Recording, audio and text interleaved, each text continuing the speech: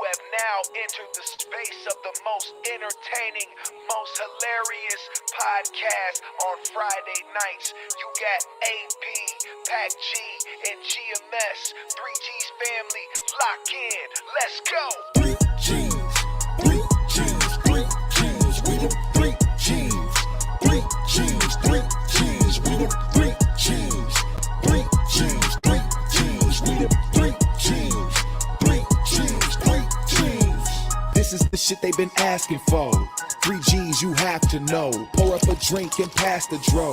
Friday night's a classic show. Once a week we at your door. Guaranteed laughs for show. If you hatin', just watch the glow. Pay attention and watch the flow. AP the captain, he's steering the ship. A book in his hand, a gun on his hip. Packy say solid titanium bricks, vibranium shit. No phasing the kid. GMS on point, he ain't about to miss. Smoke in the air with knowledge and sense. Triple G's, where we at in this biz? Triple G's, yeah, we at it again. 3G's, 3G's, 3G's, we the 3G's, 3G's, 3G's, we the 3G's. 3G's, 3G's, we the 3G's, 3G's, 3G's, 3G's, 3G's, 3G's, we the 3G's, 3G's, 3G's, we the 3G's, 3G's, 3G's, we the 3G's, 3G's, 3G's.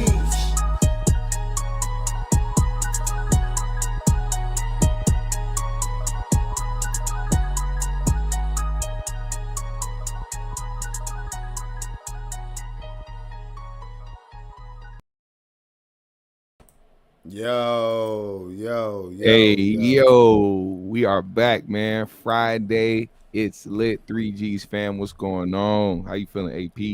Man, I'm fantastic, brother. How are you doing? I'm good, man. It's been a pretty decent week, man. I cannot complain.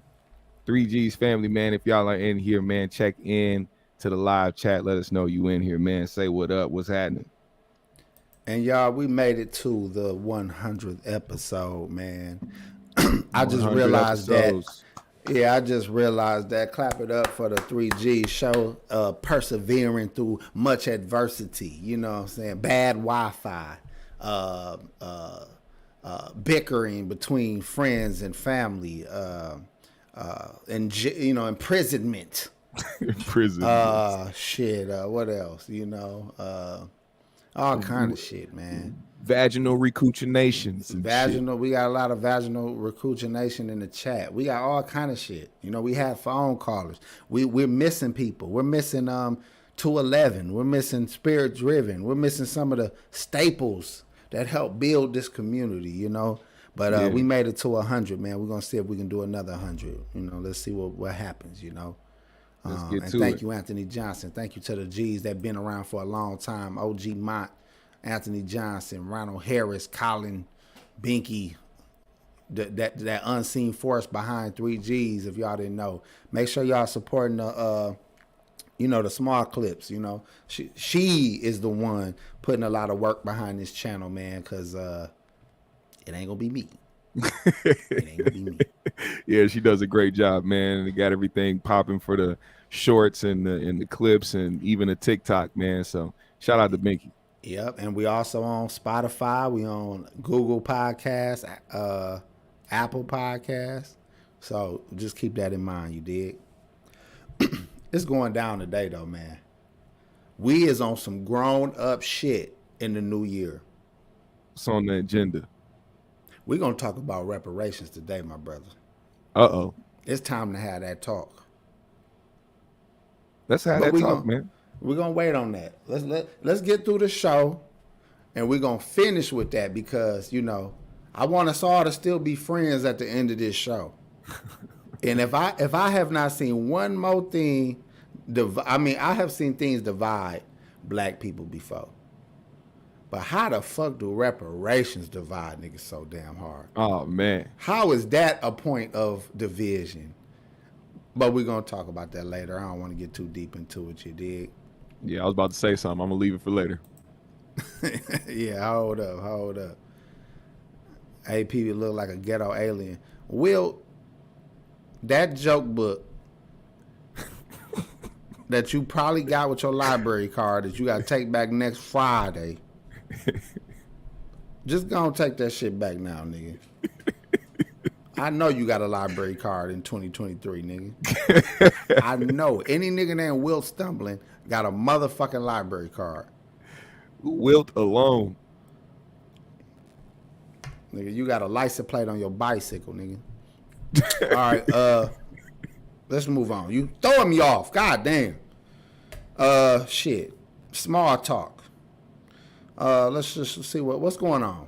You know, something had to happen this week. Well, I don't know if you wrote this down for later on, but the dumbest shit that I seen happened just yesterday. Well, technically a day before, but it didn't hit the rounds until yesterday. That Young Thug situation. And how fucking dumb. If you got this written down for later, I don't want to get into it yet. No, I don't. But you know what? It's good that you brought it up. It's worth a minute. Yeah. Of content. So what you think real quick? The biggest thing with me in that situation is like whether or not he knew that was going to happen. My guess is yes. My guess is definitely yes. If you are the head honcho, if you are this guy that they're painting you out to be, you the guy that calls the shots, you the nigga that, you know, don't nothing happen unless thugs say happen. But for some reason, this nigga decided to, on his own, just walk up on you and put a Percocet in your hand when you fighting for your life. That's crazy. That's crazy. I would never underestimate how stupid a motherfucking criminal can be, but I also don't know how smart a criminal can be, and I don't know what kind of charges he's beaten. I don't know what kind of doubt you need to raise in certain situations. But what if you got pending drug charges and you want to work the angle of being a addicted addict? I mean, I almost think it might be fucking genius. Like, hey, man, okay. Drop a pill at my feet, and I'm gonna try to pick it up with both feet. like obvious in the bitch. Like, how obvious, how stupid, how don't make no sense is that shit. It's almost better to give it to my fucking lawyer, and he'll give it to me before giving it to me, motherfucker. So directly. I almost feel like it was intentional, either two ways. Maybe that dude was paid to add a incriminating element to the case and make him look more guilty, or he staged a motherfucking event to give the illusion of I am a addicted addict to, you know, opioids, and that might help in my defense of some of these drug charges. I don't know. This is me just my bullshit, throwing shit out there. I have no fucking clue. I mean, I knew you were gonna come up with some elaborate situation. Look, thank you, OG Mont. It's too unreal. It is too unreal. It has to be staged, like on one point or one side or the other. The deputy was standing right in front of these niggas, like the deputy was in position. Yeah, like he was walking up to these niggas, bro. I didn't understand it. I said, how do you, like, even if your intention was to do something, you gotta monitor the room, my nigga. The deputy is walking up to Thug as you pass him some shit. You could have faked that shit off and was like, all right, I'll try next time or some shit. He just gave it straight to this nigga. Now, are they sure it's a perk or not? Because that I don't know. That's what they're saying, because dude, I guess went in the back when they took him in the back. They the dude that tried to do it, he ingested a bunch of other shit, so they took him to Grady Hospital. So they're assuming that. I'm pretty sure they confirmed it was a Percocet because he handed it right over to the deputies as soon as he got it. Let me tell y'all. You know how niggas shake hands with the bag, and you know what I'm saying? Niggas didn't even try that. Nigga said, bro, listen to what I'm trying to tell you. It gotta be staged for some reason or another, and like I said, I'm leaving benefit of the doubt for how stupid niggas can be. Man. Because imagine this dumbass conversation. Two dude homies at the crib, high, talking about, I know folk going through something, man. I damn near shit. I might damn near slip him something, dog. I know he need it right now. You know what I'm saying? I know if he was home, he would want something. You know what I'm saying? Like, if he was home, he'll want a little something, man. I'm gonna get it to him. Thinking that he doing a good thing, thinking that he getting some favor with the big homie. Like, niggas is so dumb. It's like he a might fucking possibly thought that was a fucking good idea and that homie would want that. So that's the problem with having fools in your circle, dog. Because like I said the this dog. about the health. Didn't I say this about how to be healthy last week? Stay away from you fools, It's nigga. true. It's like He the might- dog he bringing might- you a squirrel. You know what I'm saying? He think he doing something good. He's like, look, I brought you this fucking squirrel. It's like, nigga, if you don't get this nasty, bloody mother, get this Like, shit out of here. I brought his head back. Like, Right. this motherfucker, nigga, this ain't no movie, nigga. That's evidence. Hey, the head been dripping all in the motherfucking driveway up to the house and shit. Nigga, Like, he oh put- my God. He put the Kush and the Newports in a Lowry's bottle and brought it to court. I brought his iPhone and I brought his head in his iPhone. Like, That don't nigga, make that's no why you sense. send professionals. That's why you send professionals, man. I don't know though. Like I said, I don't know. I don't know what the fuck it was. I don't even. That's just ultimate fuckery, man. And if anything, that probably sealed more of the deal in his case, man. He's fighting for his life. He ain't got no leeway. He gotta depend on his legal team to try to help him get as less time as possible, because he's gonna get time. It's just how much time is he gonna get? That's why I feel like it could have been his own staging of I'm a drug addict.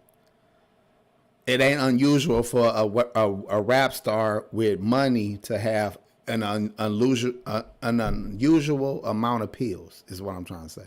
Yeah. So, you know, if I can show that I am that addicted that I don't know how many pills these niggas be Just like Wiz will keep pounds in his crib that he smoked. I'm pretty sure a nigga that's addicted to pills will keep a lot of that shit. Same with them niggas that drink lean. They keep hella bottles of that shit. You feel me? So I feel like I wouldn't put it past that trying to be an angle. Cause like you said, even just trying to get some of your time reduced is better than nothing. Yeah, that is true. I be pulling out all kind of stops trying to make this shit happen. It was so fucking obvious, bro. It was, and it threw me off, bro. I didn't understand it. They gonna do what they gonna do with that. I don't know what happened to his friend though, the co-defendant that passed him the shit. They never gave an update on his situation. They just said he swallowed a whole bunch of shit and they took him to Grady. So Nah, but is this so? If this is Cody, is he even out or is he? yeah, he's out. He was in Okay, he was in the audience watching the shit. Yeah, okay, but then definitely like I said, man, he could be that dumb, or he was set up to do the shit. 'Cause I don't think he could have contact with the being out due to the case. That's the same with Gunna and them. You know, whether you took a plea or whatever, you can't have contact with these motherfuckers. That's why I didn't understand why he walked right up to this nigga. See, what y'all didn't see is he just thought handing him the pill was a distraction so he could ask him what to do with the head. He was like, I still got the head in my gym bag, but the gym bag that you got us that say slime life. But he went there for a quick little question that he couldn't ask him on the phone. Don used the pill as a diversion. Like, this dumb motherfucker, boy. Hey, let me shout out these. Shout out Lamont. Shout out Ronald, man, for the cash apps, man. Appreciate y'all, man.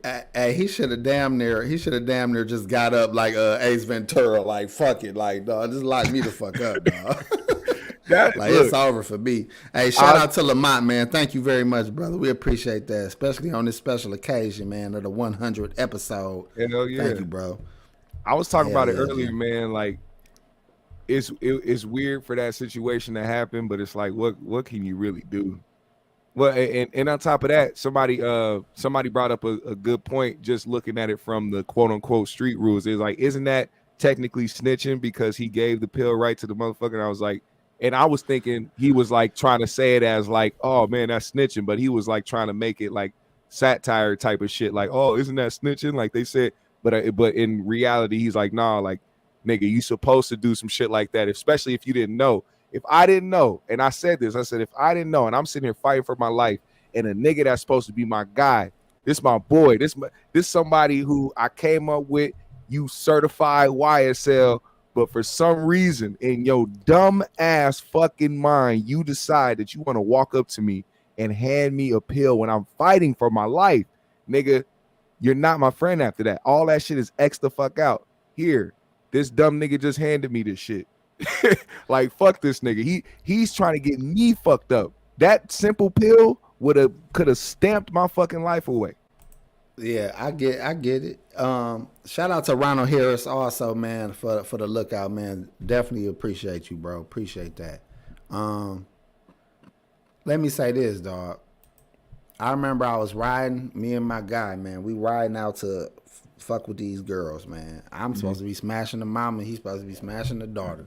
Oh, damn. And I know. So I was excited. Y'all niggas like Bernie Mac and Samuel and Soul Man. I mean, pretty much. But I was a young nigga at the time too. But I still was like geeked though. I was like, let's get it, you know. And my guy had a stepbrother, and he ain't had nowhere to go.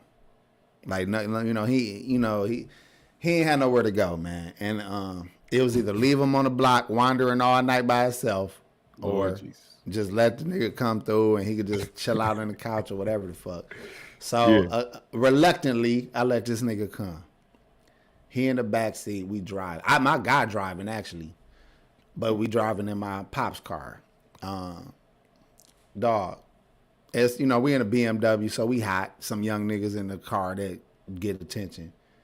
Dog, this nigga was like, dog, the police behind us. I was like, don't turn around. I said that immediately. Because I knew Goofy in the back was going to turn the fuck around. Sure did. You know what I'm saying? They lit us up, pulled us right over, dog. Did nobody have no L's. Dude stuffed weed in the motherfucking seat. We go to jail. I go to jail. And dude in the back go to jail. The nigga who I didn't want to come. I kicked that nigga in the face in the paddy wagon, dog. I was so mad. Dog, I was so mad. And he was trying to say stupid ass reasoning. Yeah. I just kicked him, dog. Because I wasn't going to tell. So I was just so heated, dog. I was finna fuck this old lady, which always gets my blood flowing. And then I was, you know what I'm saying? I didn't want you with us. You know what I'm saying? Yeah. I'm just saying having stupid motherfuckers around you is detrimental, nigga. It, like even with the takeoff situation. How do we not know these boss ass niggas be having these shooters around them, but shooters typically just be some throw off dumb niggas? For real. A lot of time a shooter is just a throw it off dumb nigga. Now, unless you the type of nigga that be dolo and you just like that. That's a little different. Like you not necessarily a shooter, but you play a hell of a defense. You know what I'm saying? Yeah. But them active niggas who you just point and them niggas go crazy, them niggas is throwaways. But when you got them in your life and you so-called not a gang and not an organization, you know what I'm saying? Right. You get some goofy shit like that happening, or a nigga in court trying to tell you where to put the body at. Shout out to Artrez Franklin. I think that's how you say it. Thank you for the $5, man. Little Rock, Arkansas, in the fucking house. Shout out to Little Rock, man. For sure. My big sister was a sergeant in Little Rock. Yeah, my great granny. That's where she from. And all them people over there. Shout out man. You know that's I'm an Arkansas baby. Every summer almost. My nigga said. He talking about, speaking of dumb people, man, I had to find out the hard way that Jaguar Wright was a fucking loony. They said this bitch dumped ashes on her face and on the ground of her son. Her son's ashes, bro. She dumped some on her, she wiped some on her face and dumped some on the ground, or all of it. I don't know if it was all of it or some, but she did that before getting into an altercation with her husband because she pulled up on him at the barbershop with her side nigga, aka her nephew. Hold AP. on. Yes, AP. So that confused. is real. I'm so confused. So a woman with her side nigga, aka nephew, pull up to her ex-husband or current husband, Her current husband, with the ashes of her dead son, the ashes of her dead son. and she put some on her face like war paint, Yep. and then threw the rest down, Yeah. and then Like- proceeded to do what? Like she was finna vanish in the night. Then she went off and started fighting the nigga. Why? I don't know, maybe because So he got caught cheating. She got her side nigga to get a ride to go address him. She brings the body, the remains of her dead son with her to make a point. yeah. She or maybe she was smoking on little homie on the way there with the side nigga. You know what I'm saying? Maybe they tried to do the Tupac thing, and they was rolling up. And The then ivory. I'm just, maybe. Had the Maybe ivory she wanted going. to enter. Maybe her son was a real monster out here, and she wanted his energy when she went and fought this nigga. They rolled up a blunt and dipped that bitch. That's what the fuck they did. Where they was was this on at, crazy man? shit. I don't know where she lives. I don't know where this was at, but I know that she ended up getting arrested for it, and this nigga was recording it, talking about he got assaulted and all type of shit. He's like, I didn't call the police, but yeah, she did assault me, motherfucker. I said, yo, this shit's crazy. You know what, man? Can I just say I don't want to talk about this? Bro, I said the same shit. Like, when I don't started even want to talk about this shit. This shit is above my pay grade. I nigga. swear to God, I said that as soon as I found all that information out, I said, "Yep, topic over." I literally cut the video, I cut the topic, and switched that bitch because I'm like, this is way. This was some other shit that I don't even think I have an opinion on. I just can say what happened and that's I'ma it. tell you, I got That's it. nothing. I got nothing on that, dog. That's wild, bro. It's a lot of shit that I want the fucking therapist report to read. Like, I want to read what the therapist that visited the jailhouse, man. that talked to the serial killer or talked to the crazy person we saw do something. I want to read that shit. I did come to this conclusion though, because Jaguar is one of those people that people take her word about a lot of the stuff that happened in the industry as valid. as valid, and it's like you can tell a lot of the shit that she says is like outlandish, but she knows a lot of people believe in like how devilish the industry is or how maybe homosexual the industry is, so she could say shit that Diddy was smashing Mace and shit, and people like, yo, I bet that really did happen. But the one thing I had to bring up was her talking about Diddy being responsible for like all these niggas' deaths. She was talking about Biggie, Heavy D, Andre Harrell, even his baby mom Kim, and was like, asked the question, why does the same shit keep happening around the same person, blah blah blah. And I'm like, all I had to do was ask a simple question, bro. If Diddy is willing to knock his baby mama off, why are you still alive, bitch? Why are you so important, Jaguar? If Diddy would knock his own baby mama off, why the fuck he didn't do you in years ago? Now, see, now I believe her more about the wild smashing May shit than I do about the knocking the baby mamas off. Because let me say this, right? Let's just think logically real quick. We bring up Heavy D. Yeah. And him dying at a young age of 50 something, right? Yep. As if he was taken out by a Puffy. Oh my God. Now let's just logically talk about this shit. Them niggas been on and rich for 20, 30 years by the time Heavy D passed. Right. So he had really no real reason to do anything with him. And he has so much money outside of music, he has no relevancy to take over a music company. At this point, you got Sean John and Ciroc. Why the fuck do you care? He had all that popping by the time Heavy D, a fat nigga that dance, and we think that this nigga not supposed to have a heart attack by 55. Then we talk about Andre Harrell, who was clearly bisexual. A tambourine player. He looked like he could do a mean motherfucking tambourine, goddamn it. And he also was an older gentleman and probably dealt with coke, maybe not, but I know that was heavy in the boss, circulating around bosses of his era. They called him Heavy C. Heavy C. Heavy D and Heavy C.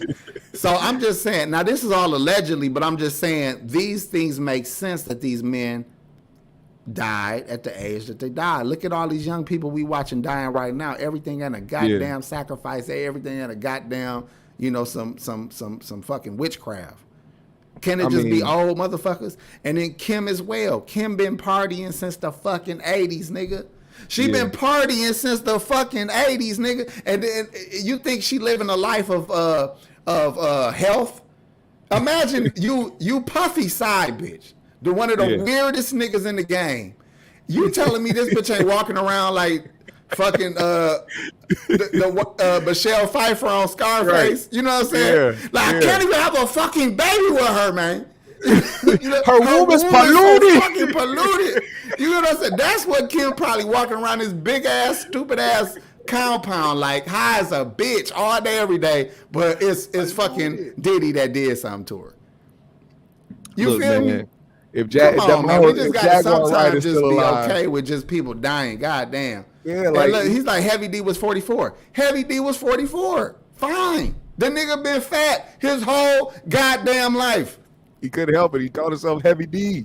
That nigga had cholesterol. He had deposits of fat around his heart when he got into the game. Whew. And he was doing big ass fat nigga moves and shit. I mean, he was dancing his ass off. Man, bro. His motherfucking ass off. And rapping fast. How you gonna get good oxygen when you rapping fast too, nigga? Oh yeah, that's it. He had incredible breath control, but for a big nigga, that is going to take a lot out of you. I'm just telling you, man. So let's just stop with the shenanigans, man. Now, when she come to her talking about the sexual escapades of Diddy, nothing is off the table. Yeah, nothing at all, bro. I wouldn't doubt it. Nothing is off the table. I wouldn't doubt it. Why you think Mace went and turned to a preacher so quick? Then you see the little girl he dealing with like the golden showers, Shout out to her.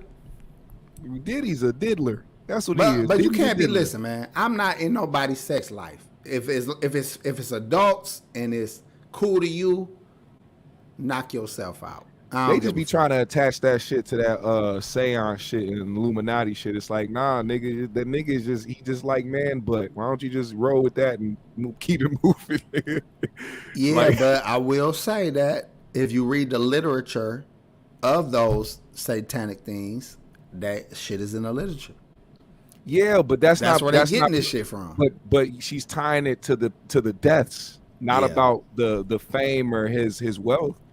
Well, and it's like, and my whole thing is like, if he's tied to all these deaths, motherfucker, you would have been out of here years ago, Jaguar. You wouldn't have had the chance to say shit. How he letting you expose him, but won't let all the other big wigs who actually had influence expose him? It's weird. That's why I take everything she says with a grain of salt. But I don't know. She said she busting on Christopher Williams, topping him off. I believe that shit. I believe that too. Hey, shout out to Happy Anasi, man, for the $2. We appreciate you, brother. Welcome to the house tonight. You might be really excited about this reparation conversation. You a deep brother. You be up on some shit. I believe that. I believe all that more because that's just she ain't the only one that said that. Jaguar ain't the only one making these claims about Diddy. So, well, you know what? Let's get off of that because that's neither here nor there. That ain't gonna change no time soon. Hell no. What else do we got? I just hope she wiped her son's ashes off before she went to jail. He don't deserve to be locked up with her. Shout out to Artrez too, man, for the lookout, man. We appreciate that. Hell yeah, brother. Good looking out, man. He says, for the 100th episode. Thank you, bro. You said what? These niggas said they treat her like a prophet while she live in her car. That's crazy. Oh, homegirl. Anyway. Hey, man, look, man, whatever, man. Hoes always know all the secrets. Y'all, that's another thing y'all got to realize. But that's another reason why hoes are allowed to know the secrets. Because they know they can just discredit them like, bitch, shut up. Like, we used to pee on your head. Like, shut up, bitch. Even though she right like a motherfucker. Like, Superhead was talking about putting dildos in these niggas. And they all like, man, that's Superhead, man. That bitch don't know what she talking about. That bitch got old-ass Polaroids. They all bubbled up and discolored and shit. She got all that shit. She got busted around doing some old goofy shit. I'm just saying, man, hoes be knowing the motherfucking secrets, nigga. Y'all think y'all secret is safe with them hoes? You out your fucking mind. Yo. All right, let's move on, man. Let's get to the GOAT. Now she had Buster tooted up. No, I'm just, I just threw Buster's name in it. No disrespect. I'm just saying she put a lot of information in her books, and she was calling niggas by name. Oh, Lord. And if she was such a fucking liar, she would have had a lot of lawsuits or a cease and desist of the book. And that motherfucking book still selling. So, I surmise, looking ass nigga. You said put 2 and 2 pages together, motherfucker.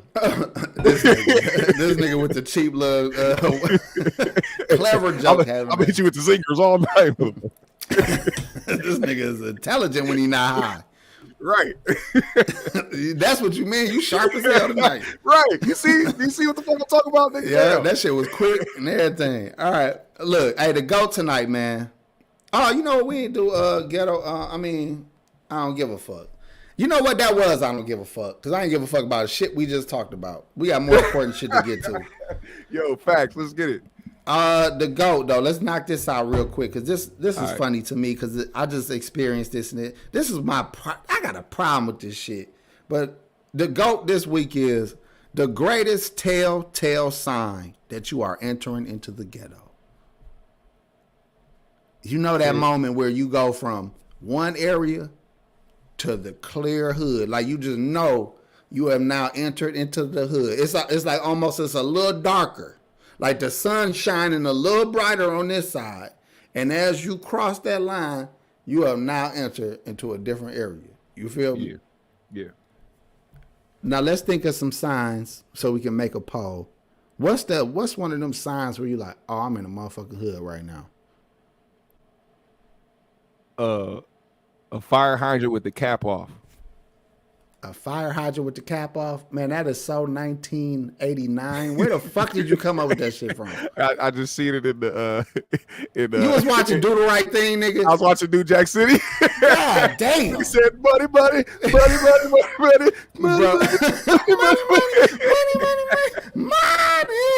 Nigga, that shit. Thing I thought about, nigga. No, that's the oldest reference your ass could have put. Nigga, that ain't been the ghetto in 30 years, nigga. I'm not even or longer. No, they ain't been the ghetto in 40-something years, nigga. This nigga. Don't say the hydrant when when a nigga saying jive turkey, like shut the fuck up, Jim, man.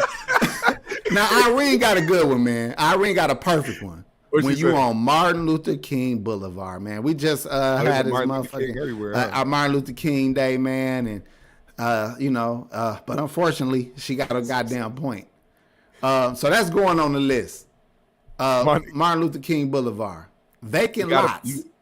You got to put potholes in there. That's a good one, too. You said what? Potholes for sure. Oh, I thought about that. Like, just from your car tell you in the ghetto and shit. Right. Your shit be rolling smooth as fuck, and then all of a sudden you like. Your shit turned into Fred Flintstone cars. That's when you get coffee on your lap. Like, oh, shit. You start looking around like, oh, shit. Niggas' wheels came square and shit. Vacant lots, liquor stores, and gun shops.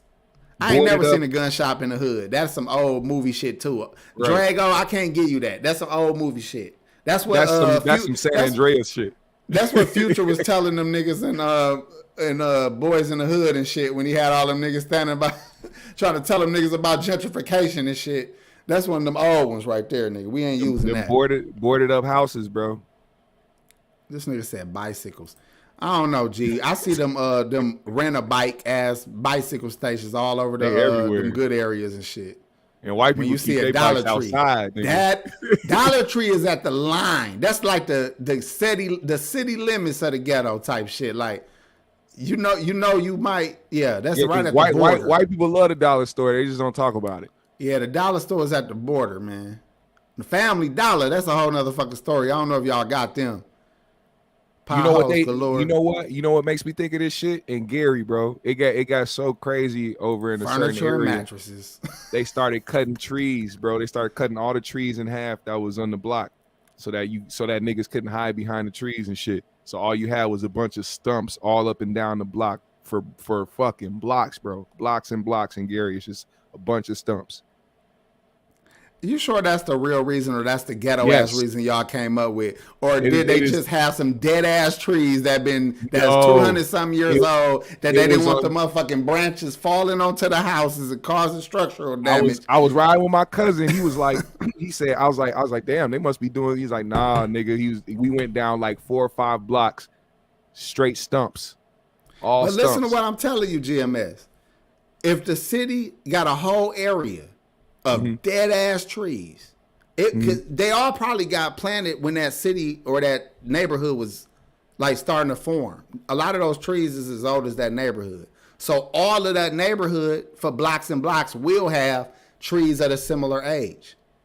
Then you got dry weather, if that area got, all that shit play a part. I'm just saying, I don't know if that's the reason. It could, but that was the word around town. That's what I'm saying. You can't take niggas at their word, GMS. I'm trying to school you, G. You got to Google. You got to go to the city. You got to go to the records. Niggas be really thinking they'll put a owner of an apartment building to put a camera up, and niggas will say the police got cameras all around this motherfucker. Like, nigga, he is trying to keep his renter safe from getting into their motherfucking car. Like, you get what I'm saying? I'm just saying, bro. Let me get off point. All right, I'm finna just go through the chat real quick and make a list, and we're gonna vote. So, Martin Luther King Boulevard got to be on there. That shit is notorious all over the country. I like what OG Mon said, the furniture and mattress shops. Man, you will see 5 fucking furniture stores in a row, all owned by the same Indian motherfucker. So definitely that shit. My personal favorite and pet peeve is broken blinds. I still to this fucking day don't know how niggas can break them blinds up like that, dog. I can see one broken because that's your favorite little. You accidentally tossed the ball or some shit, but or your girlfriend. I always see them fucking windows like that's a domestic violence. That's a house of domestic violence, right? That's a sign of domestic. Nigga, if you going through the neighborhood and you see a fucking windows of destroyed blinds, nigga, that bitch she don't know how to shut up. Let's just deal with that part. Somebody in that house don't know when to shut up.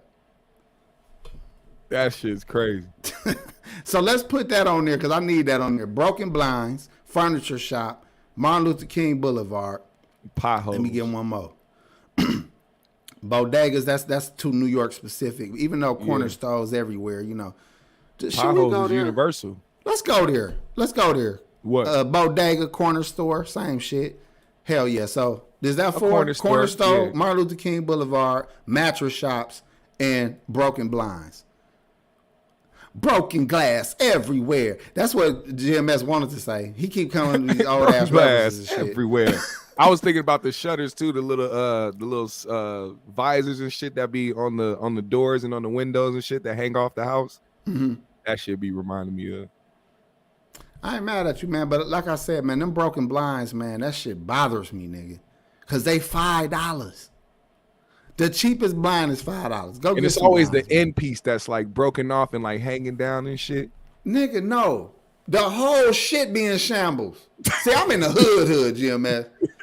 You in the outskirts where that's why you said simply a ball might have been thrown. It's simply a ball. No, bitches is getting thrown in the windows where the fuck I'm at. Niggas, 2 cousins is fighting in the neighborhoods I'm at.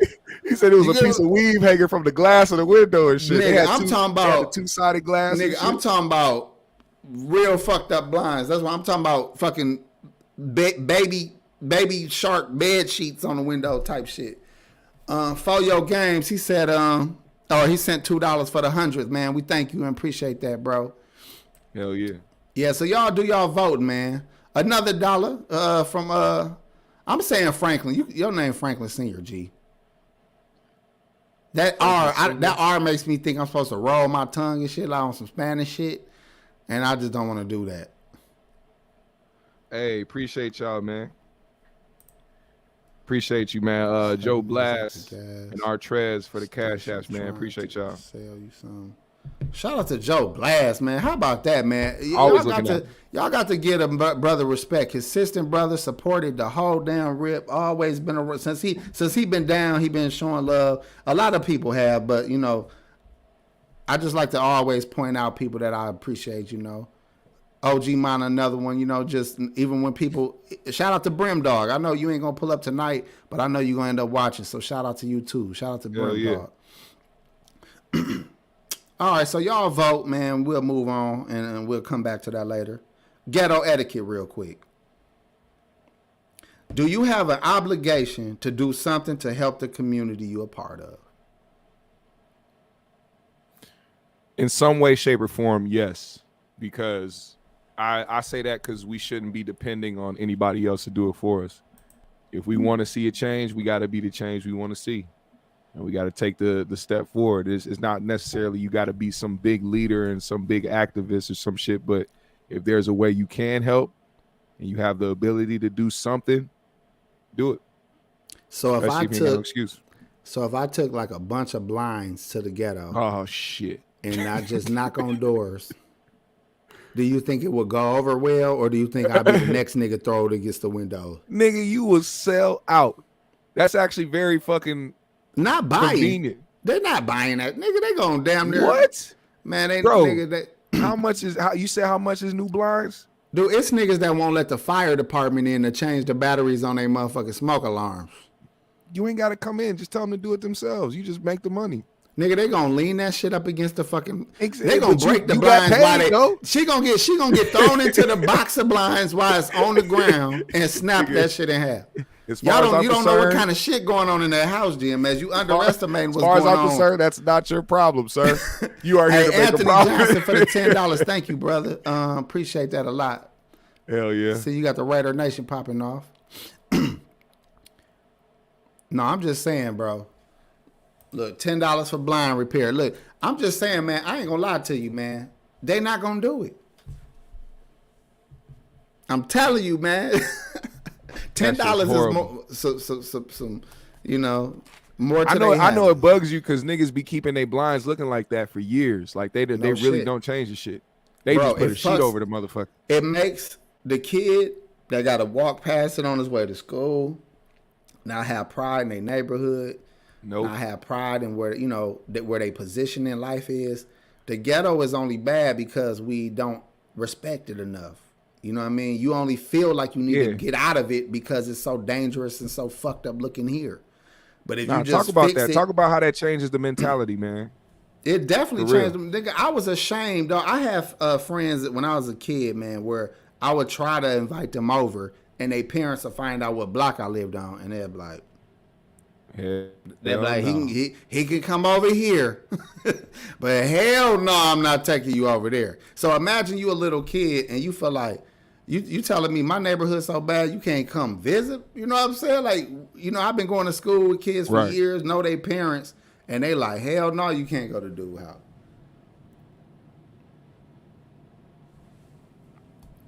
Here we go. That's fucked up. But that makes you think about your situation. But that's what I'm saying. Like you feel like shit, dog. You feel ashamed. You feel embarrassed. And then when you come into a house, that shit ain't working right. Shit is broken up. It ain't well maintained. All your neighbors' house, same shit. You know, like I said, dog, I grew up in one of them hoods, dog. Like, wasn't no ACs. Everybody outside all night. It's hotter in the fucking house than it is outside. Hell yeah. Some people squatting. They been supposed to be out. You know, that kind of shit. 50 motherfuckers per unit. You know what I mean? It might be a 3-bedroom over there. It's 14 motherfuckers living over there.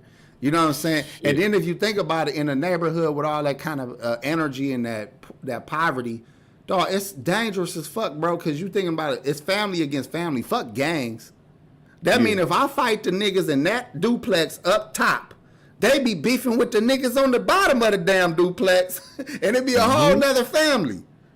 Imagine living in the same house and you beefing with the nigga that live upstairs or downstairs, bro. And they just stomping on the fucking ceiling. Doing all kind of whole ass shit to each other. They blaming each other for the roaches, knowing goddamn well they both brought them bitches over there. They don't even look the same. One look like they from Indiana, the other one look like they from motherfucking Memphis. Which one of you dirty niggas brought the bed bugs in this bitch? Yeah, nigga, yours got your last nigga. I see some in your fucking pictures, nigga, in your family photos, nigga. That's fucked up. So I'm just saying, like, this is the neighborhood I grew up in. So I just remember having anxiety, feeling like, dog, it fuck with your head, nigga.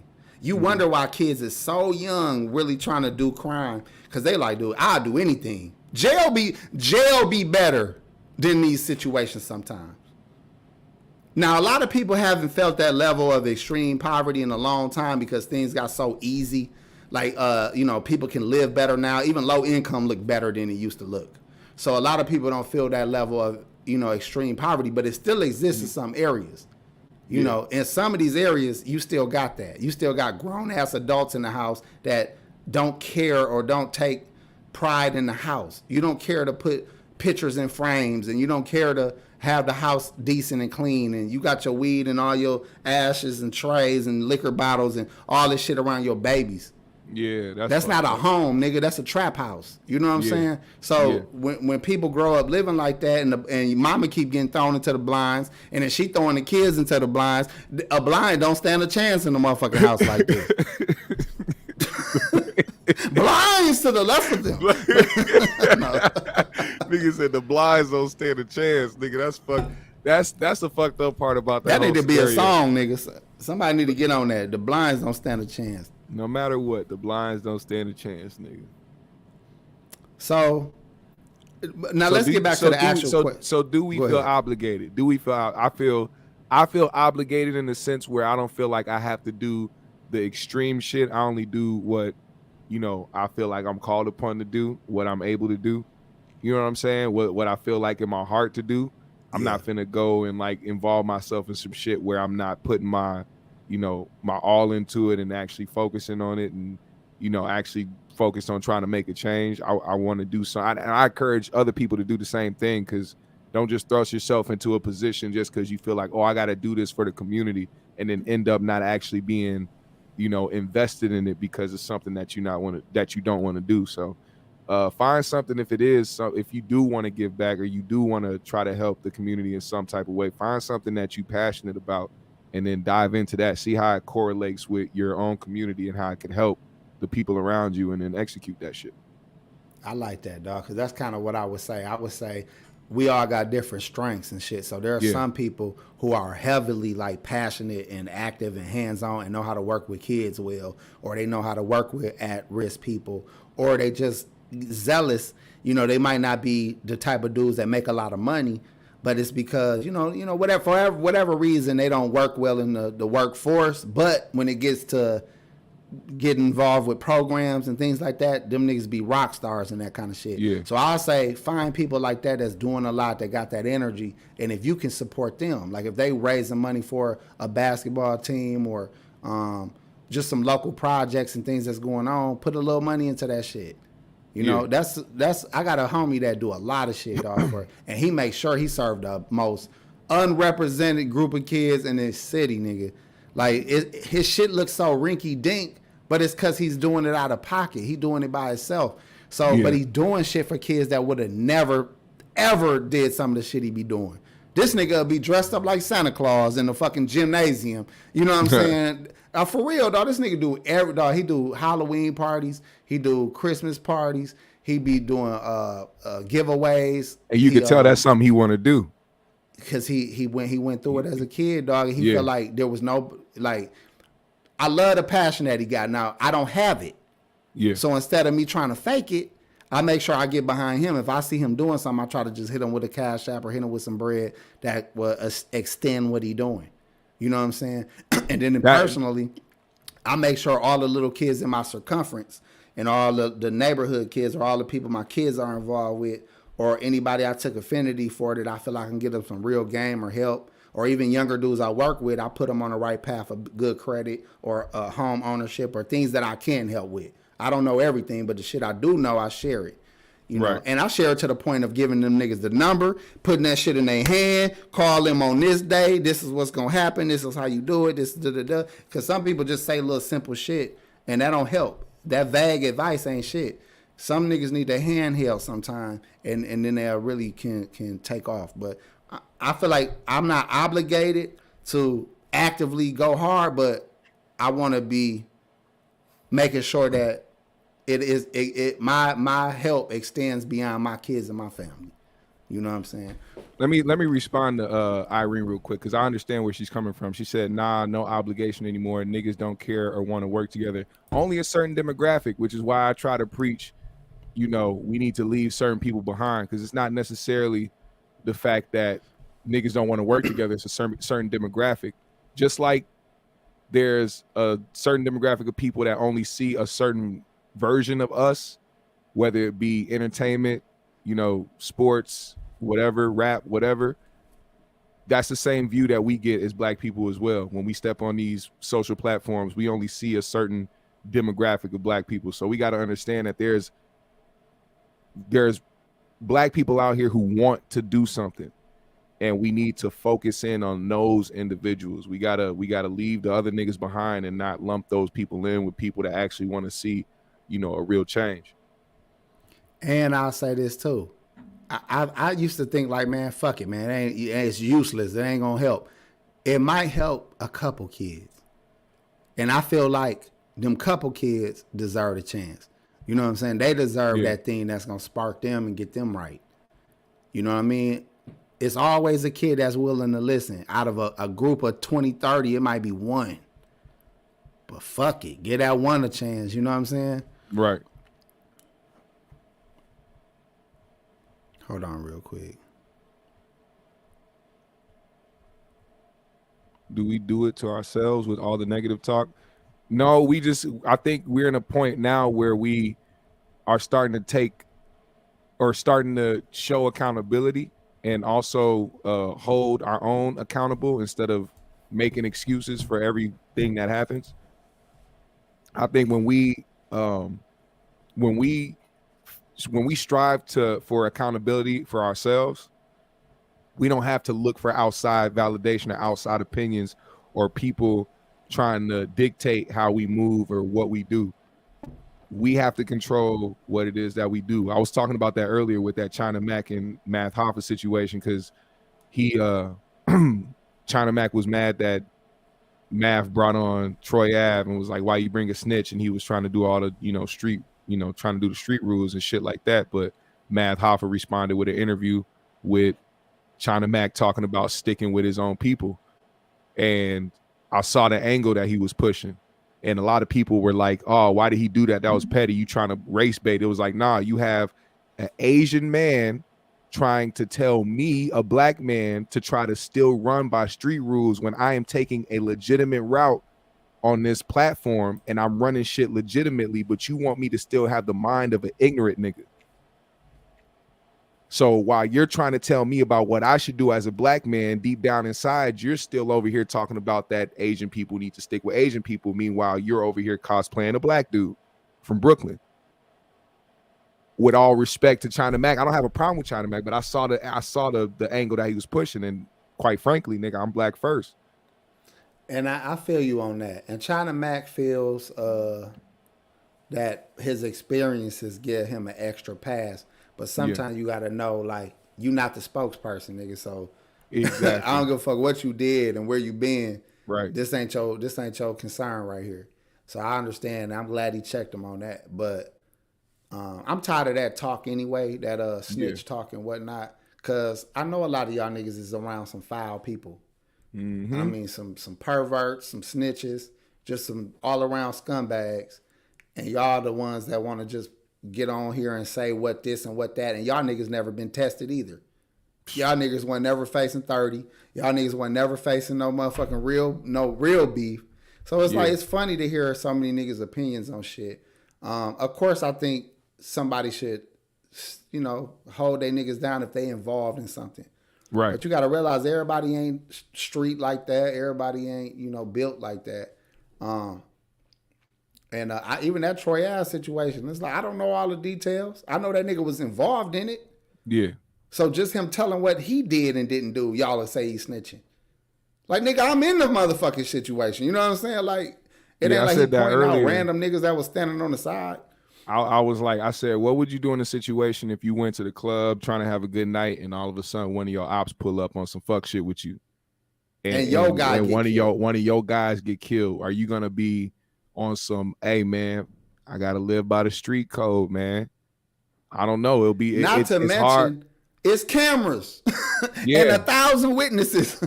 Yeah, everybody forgot about the surveillance footage dropped before niggas said anything. We all saw what happened before niggas talked about the situation. So I don't know. Y'all just want niggas to be retarded. I listen, I'm not saying, I'm not condoning anything, but I'm not condemning anything. Because, go ahead. This is how the mentality works. We are supposed to care about each other as black people. Then we demonize one of our own for speaking about a situation that happened to him that fucked him up. Meanwhile, the person who actually got killed has been put in the background where you don't even hear about this guy. I'm pretty sure 90% of the people that know about that situation don't know the man's name who actually got killed because they're so focused on who snitched or who did this or who did that. So it's like the mentality is already fucked up. So I could understand Troy, like I can understand Troy's approach of talking about the streets being a myth or whatever. That's his truth. That's what he wants to live. But he had to see one of his homies die in front of him. I can't dictate how a man feels after that. I'm sorry. And how about Math Hoffa just simply talking to a person? That don't mean I agree with him. That don't mean I respect him. That don't mean I hate him. That don't mean I like him. I'm just talking to this motherfucker. Well, damn. I will say Taxstone is an enemy of his. Still neither here nor there. Because I would doubt if this nigga platform is still live and well and popping and Taxstone get to see freedom. I bet you he'll interview that nigga. I don't know, because Taxstone is on some shit. That nigga still tweeting from behind bars, talking his shit. He's keeping his relevance. But I'm telling you, he's not a savage. But he is. Taxstone got a reputation for not being a hoe, meaning he just ignorant enough to still be talking shit. Right. But he would gladly meet his adversary because now, especially older men in that situation, we beef online. We don't beef in person. Right. Nigga, we a long way from the streets. So our beef is online and in chat rooms. I don't think he's gonna be too quick to go back anytime soon. So well, is he even getting out? Let's move on from that shit because I want to hit this this reparation part and you gotta hit it early. So let's get this cracking. Irene said I done a lot when I moved to SC. South Carolina. Giving job opportunities for young moms, they wouldn't come to work, et cetera, et cetera. Now, I feel you, but I'm sure somebody you helped didn't let you down. I would hope. I would hope if you helped a handful of people, somebody didn't let you down, and that person deserved their opportunity regardless of the people that, abused it. Like that Deion Sanders situation where he helping these young black kids, he helping that black college out, and they robbing this nigga. They robbing his office, breaking into his cars, they doing all kind of shit. But the kids that did benefit, they deserve that benefit. Now reparations, y'all. I got questions. Because for the sake of time, I'm gonna shoot questions at you, GMS. Mm-hmm. And we're just gonna see what you come up with, and we might have to revisit this because it's such a deep and long, and it could be this conversation can go on a long time. So we're gonna see how this works. All right. So, first of all, when it comes to reparations, GMS, who is owed reparations? Foundational Black Americans. I know I said that weird, but I do mean that. I did it. That's how it sounded like how Tariq said it. Yeah. No, I think that and just pure descendants of slaves, and you have to have African American you have to be African American. I don't want to hear that the white dude talking about I got slave blood in me. I don't want to hear that. It's different. Well, look, do you think a Haitian immigrant don't got slave blood? I absolutely don't deny that at all. But your point is, were they here through the first few hundred years while the America was getting built, is what you're saying? Yeah, the reality of the situation is it'll be extremely hard to figure that out. Like to figure out everybody's lineage, to figure out who's legitimate, who's not. I think at this point, it has to just be African American people as a whole in this country. We have to get some type of monthly, because at this point it's overdue. It has to be a monthly thing. Just like Native Americans who live on, the reservations and shit like that. We need a monthly deposit, nigga. But is Native Americans getting their money from the government or they tribe? See, how does that work? I thought they get it from their tribe. But where does the tribe come from? Where does the money from the tribe come from? From casinos, from different industries that they get into. How That's why some make more money than others, because their tribe is richer than others. Yeah, but that's the thing. And how did they acquire these casinos and this land? Oh, through the government. Okay, Right. and through okay. So Okay, it's like matter of fact, Jack Tripper just brought that up. It looked like Native Americans already got their with reservations and casinos. We got to think about fight for us first. Well, we not changing the subject, bro. Clearly, We just trying to get an idea how reparations work, and we're using them as an example to see some of the models that people have already gotten, bro. So let's not get ahead of ourselves. We kind of figured out that land is probably more profitable than just giving a bunch of niggas money, because it's just gonna go right back to the same government that withheld it from you for so long. I think that land will do us better because, like you said, that land, that shit was given to them by the government, but they found a way to capitalize off it with the casinos and the reservations and shit like that.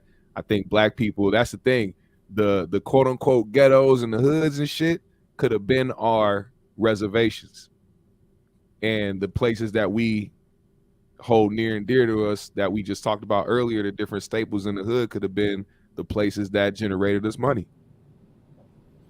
I hear you. OG Mon said no cash payments. I agree with that, but we'll get to that part. So let me ask you this: give me that land, bro. So you said, are we saying no immigrants? What about, or are you saying if they're here they get it?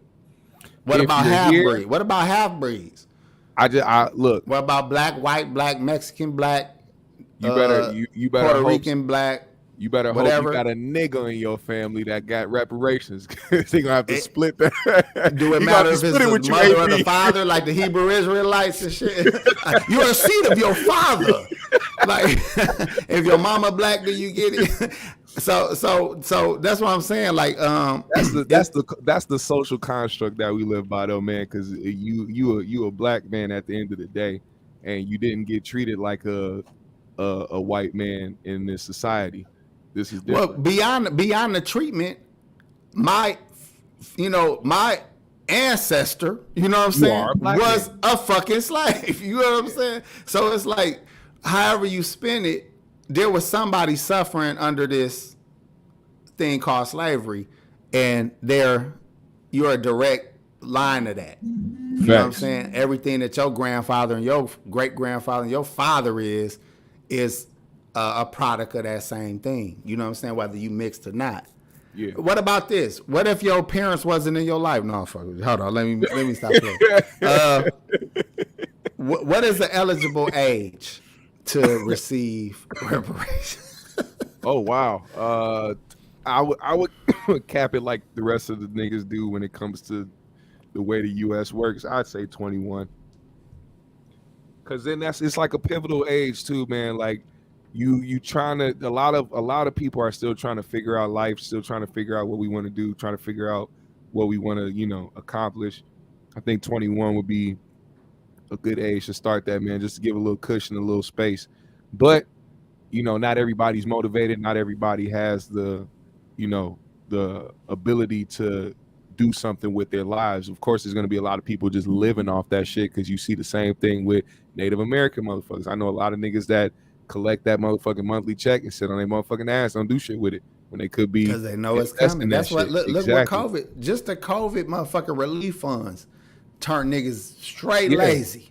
Oh yeah. And by niggas, I mean anybody who got it. The workforce ain't shit right now. It's fucked up because they blame everything that happened in 2020 with all the Black Lives Matter, protests or riots and all that other shit. They try to attest the crime raising because of that, when it's because of the fact that motherfuckers was sitting on their ass collecting shit and got used to it. Niggas got the PPPs, niggas got all this shit, and then it went away.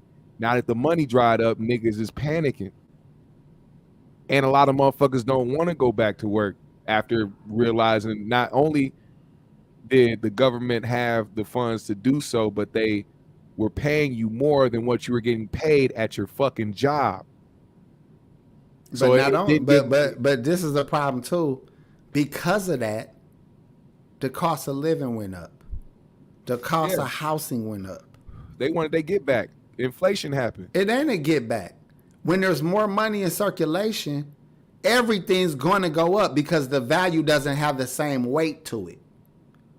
You understand what I'm saying? So if I flood America with trillions of dollars of reparations, everything is going to cost like 5 times what it costs. Because there's so much money in circulation. A recoup, right? That's essentially them recouping what they gave to the people, right? No, bro. Think about this. All right, let me fix it. You have to limit the amount in circulation so the value of it stays high. Let's take away from that and let's say diamonds. Let's say diamonds. Yeah. If we put all the diamonds out and show you how many diamonds there are, they'll be as useless as fucking rocks. Because there's so many fucking diamonds that they'll be all over the fucking place, and it's like, who cares? I'm not paying $3,000 for that or $20,000 for that. I can go find that shit on the beach. So they have to hoard them and limit them and then issue out a certain amount so they can hold value. You get what I'm saying? That's how money works too. If it's abundance of money out, then everything is it's not that it costs more to buy a loaf of bread. It's that the dollars don't have the same weight. Instead of that dollar being worth 100 pennies, it's only worth 70 pennies now. So it's like it requires more dollars to buy the bread. The stock of Gucci and Louis went down because more niggas was buying the shit. Well, more niggas that couldn't afford the shit before are now buying it because of what they're getting now. And now it's like, don't nobody want to go to Gucci. It's not, because thank you. It's not exclusive anymore. Right. But the dollar works similar to that. If it's too many of them out there, it doesn't hold the same value. Imagine if finding stacks of $100,000 is just laying all over the place. Yeah. After a while, you'd be like, whatever. And then it does something else. It makes people, it takes away the desire to work. Like, because if everybody got money, you said what? Let a Brinks truck crash enough times. Well, that's what I'm saying. If everybody got enough money, who is you gonna get to clean the bathrooms at the restaurant you eat at? Nobody. Exactly. Who you gonna get to pick up the trash? Nobody. Who you gonna get? I'm getting hyped. That's how that's how pastors get like that. They don't start off like that. They just start getting 2 motherfucking amens and they like, oh shit. Before long, they singing and screaming and shit. They hear that one good hallelujah. Them niggas jump up in excitement. Like, shit, that's like getting your first Bethel, clap. I heard you, Sister Bethel. What you say? Man. You say hallelujah. I'm just saying, bro, we gotta be responsible about this conversation. That's why I said we didn't have enough time, bro. We needed a whole hour, so we might have to revisit this shit. Well, So go ahead. I mean, I got more questions for you. I think well, actually, yeah. Go ahead and ask your questions. I don't know what you're gonna ask. Ask those. How should it be dispersed? How much money should it be money? What do you think should be how they should dish you out? I stated that I feel like we should get land. But if it was money, I mean, shit, deposits. That's it. You gotta have that's the one stipulation too. You gotta have a bank account. That'll put some structure in people's lives. They'll have to try to maintain that shit. That's the first thing, especially for people that aren't motivated to do anything and think that they just about to sit on some shit. They're gonna have to learn about overdraft fees. They're gonna have to learn about all this shit. They're gonna have to learn how to maintain their money, how to save it, how to try to make interest on it. Those are the first things you start trying to learn. So I think the deposit will work. Get a bank account. Learn how to do that shit first. Manage your money. If you know it's coming in every month, don't just sit and let it fester and feel like, oh man, I'm gonna get it, so it's gonna be here. Nah, man, do something with it. Well, do you think would a large amount of cash be a good or bad idea? Horrible idea. We just talked about the crime rate going up, nigga. Black people ain't the only people committing crimes out here, nigga. You gonna get jacked left and right from all types of niggas. So you think? But why would the need for crime be there if everybody got paid?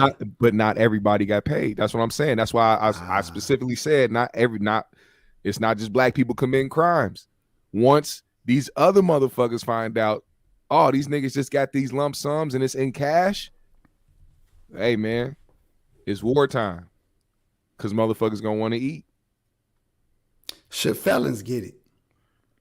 And criminals or those that are serving time. Do Native felons get it? I'm gonna keep referring back to Native Americans because those are the only people really I know of that really get like a version of reparations. I gotta find out if natives actually do. If natives who are felons get it. Well, see, this is why I asked that question, right? If it's really reparations for slavery, everybody should get it.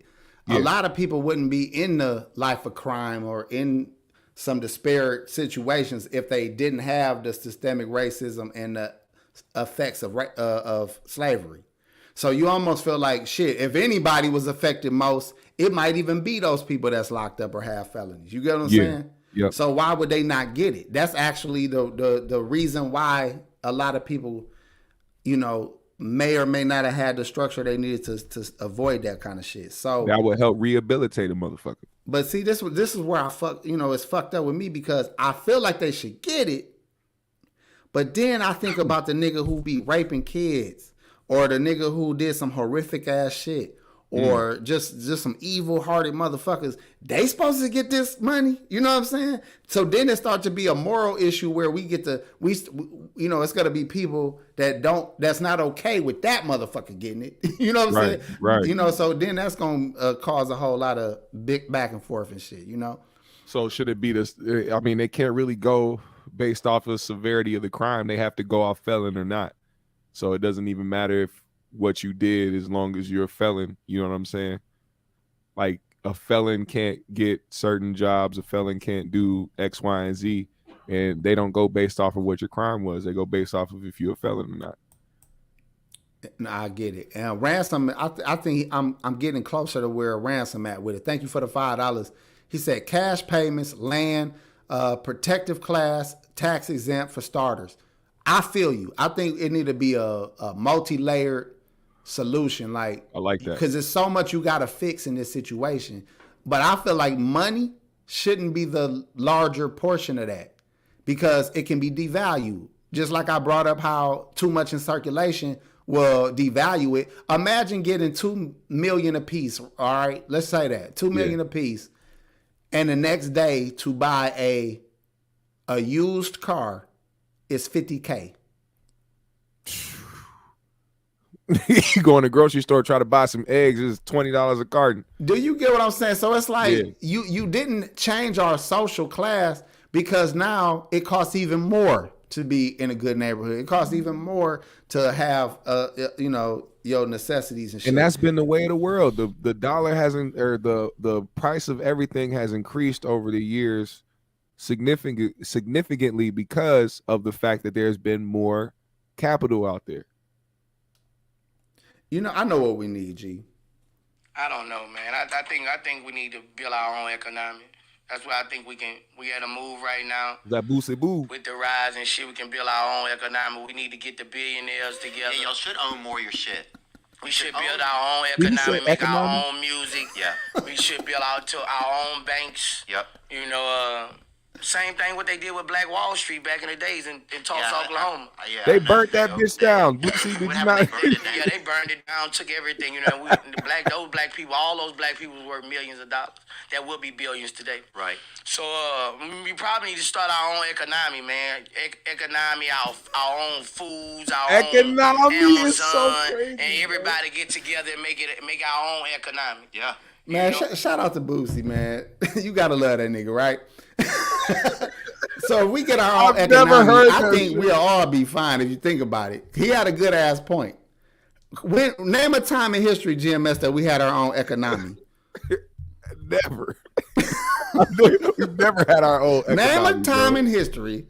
Hey, shout out to Joe Blast, man. Thank you, bro. Holy shit. And Mr. Franklin yet again, man. Definitely. Thank you so much, man. My nigga said, yeah, we need our own economy, man.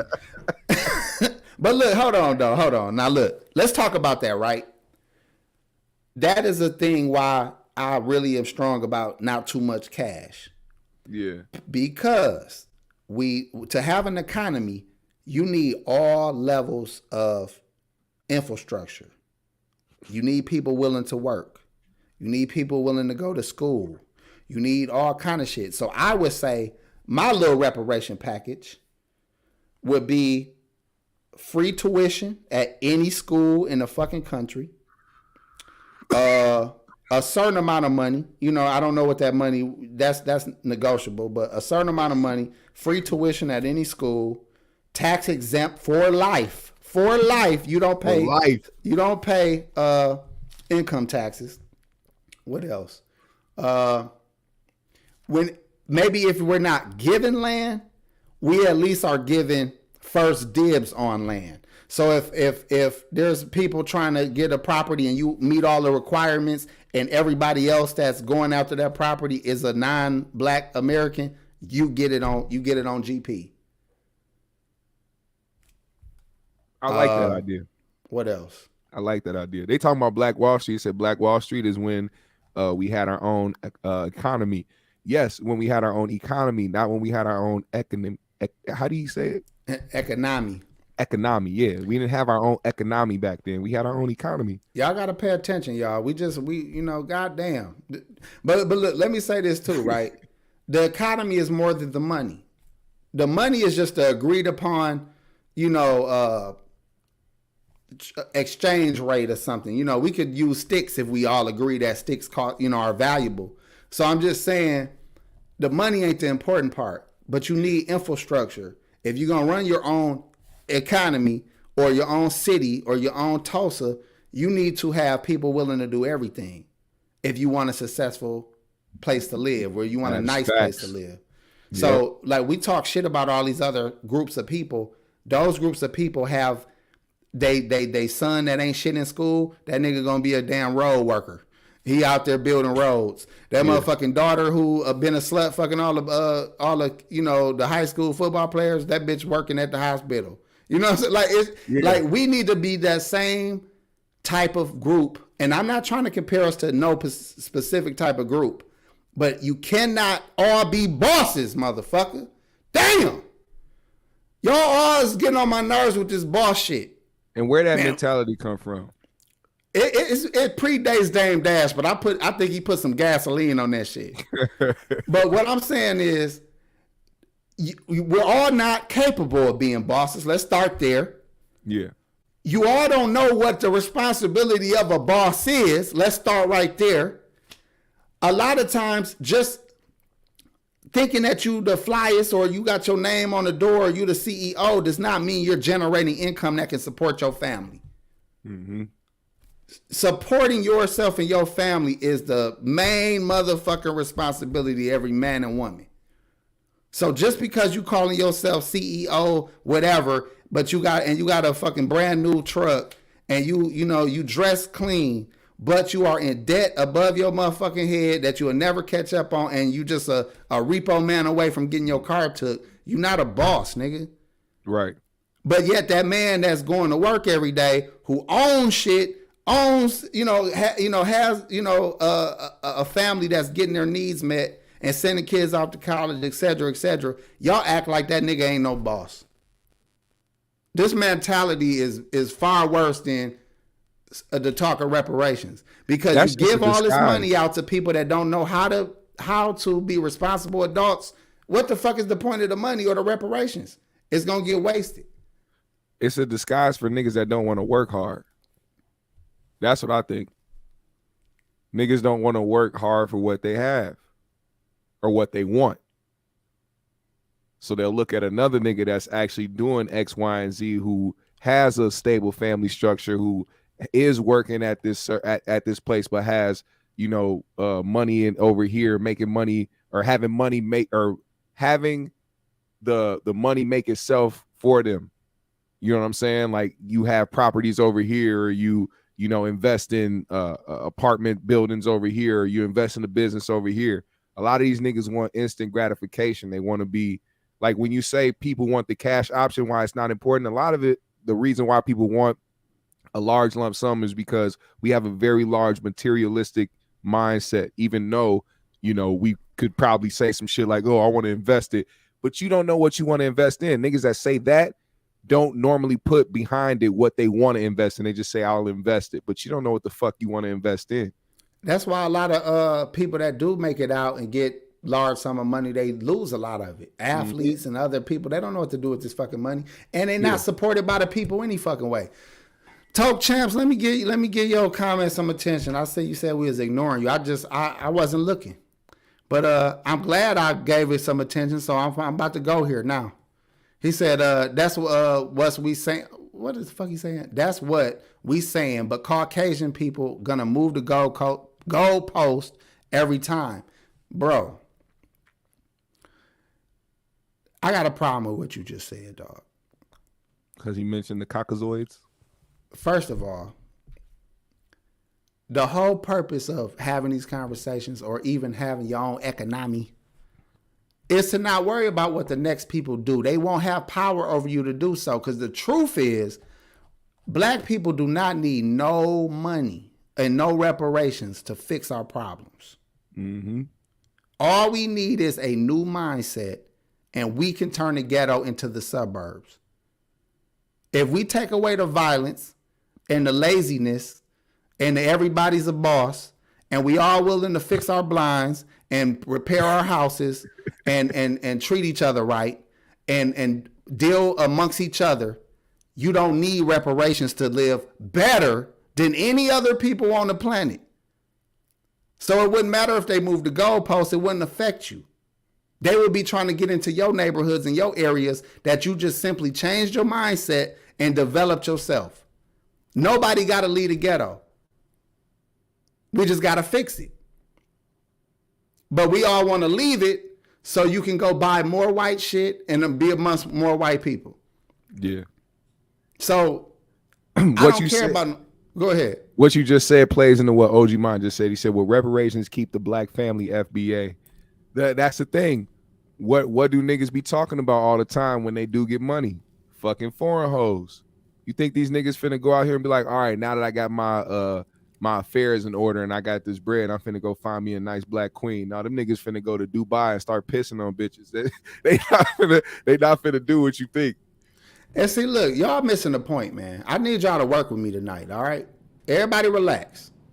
He said, we're not owed for the intentional destruction that they caused, though. Bro, of course. Of course. See, me saying we don't need it is not saying we don't deserve it, and it's not saying we shouldn't get it. I'm trying to, and again, I'm trying to get y'all to think of the mindset that is required, that even when we finally get it, it's not wasted, that it's actually useful. Yeah. So instead of arguing about who got to give you shit, if you unable to help yourself now, what the fuck is some money gonna do? But make you more of a fucking a Louis Vuitton belt wearing ass nigga. Like, it don't fix shit unless you fix your mindset. So I say, whether the money comes or whenever it comes, of course it's deserved. Whenever it comes or don't comes, we should be not so fucking violent, not so argumentative, not so destructive, not so lazy, and not saying that there ain't a large group of people that are contrary to all the shit things I just said, but guess who pulling them down? The lazy niggas. The excuse making niggas. The materialistic niggas. The violent niggas. So I'm not saying what is not owed. I'm saying you waiting on a motherfucker who don't fuck with you to pay you back. So if I borrowed all your money that you got, is you gonna wait on me to pay you back to make more? It's shit we should be doing long before reparation, and should have been doing long before this conversation, to fix the community. We need, because when they come, it is not. It's not. What am I trying to say? It's not a coincidence that when your neighborhood get gentrified, that it don't go from cheap properties to expensive properties, from a dangerous environment to a safe environment. So it tells me something about that neighborhood, that it's not the fucking neighborhood. It's the people in it. Yeah. So why don't you change your mentality and not leave the neighborhood, build up the neighborhood, and care about each other, and stop being violent, and then you see if you even want or even care to ask about some motherfucking reparations. You might be like, nigga, I'm so up, I ain't even thinking about it, but yeah, matter of fact, give me that too. Right. But you ain't even gonna be thinking about it because you got your shit in order. I'm waiting on that to happen, because what will happen if they just said, you know what, fuck it, let's sign the bill, give everybody a couple hundred, give everybody a couple million, whatever they choose. Watch what happens. And y'all gonna be them same niggas that's, man, you know, that was just playing the whole time. They knew black people wasn't ready. All that shit, man, miss me with that shit. Like I said, this is why I say these conversations need to happen, because other communities been talked about this. They already practicing this type of shit. We just now in the realm of having this conversation amongst each other, but we can't even have the conversation because people don't know how to comprehend it. Not saying nobody here specifically, but I'm just saying, like, in general, when we try to have these conversations, when we try to have, like when I said earlier, when people talk about, okay, we'll get the money, but what are you going to do with it? Or I'm going to invest it. Invest it in what? You don't have a plan put together. This is the conversation that we're having right now. You haven't even developed skills to do. Right. It's not easy to do things, guys. You know, niggas is telling you to do that. Let me address this. AP, you mixing shit up. Let's just talk about getting it. Okay, now look. If you don't know the terms of something, you don't just fucking accept shit. I don't want to just get it. Because if you don't know the terms of it, it might end up being detrimental. Like integration. Like integration was. If you thinking something is good, you don't know until you get it, like, oh shit, this was a big mistake. But then you got people trying to game you on why it's a mistake or what things to be cautious of, and you fight back. Yeah. So getting it is not good enough if you don't know what to do with it and you don't know what it's going to cause later. Because if it causes more problems later, then why would we want it yet? It has to be done a specific way that makes sure it does not destroy us. And niggas have to work 100 times harder to try to reach that point, because a lot of other shit is so deep rooted that it'll be hard to convince people to try to change their mindset. we have to work 100 times harder to get that point across, to get people to understand the difference in what they want and what they need because of how they feel emotionally. Word. And see, like I said, man, let me dial it back again. I'm opinionated, as y'all know. That's probably why some of y'all be waiting to see what I'm going to say about some shit. But I'm more cautious because I be really in the history, right? And you got to know that they not stupid. Like Corey Holcomb used to call them wickedly brilliant all the time. I used to like that. That was a perfectly said statement about these people that have done these atrocities. Wicked brilliance. So if they have not been doing something for a time, it's intentional. And if they choose to do it, it's intentional. So now you got to say, man, what the fuck is you on? What is you up to? And why is this the way to go about it? And who Black had they words and they opinions in this decision? Imagine if they agree on reparations and there wasn't many Black people in the room to discuss it. Some of our brightest minds wasn't even there, but yet they offer you a package and y'all like, good, we need it, just give it to us. But they gonna have Jay-Z present it so every nigga take it. You want that, nigga? I guarantee you, if he gave it to you, it ain't worth it.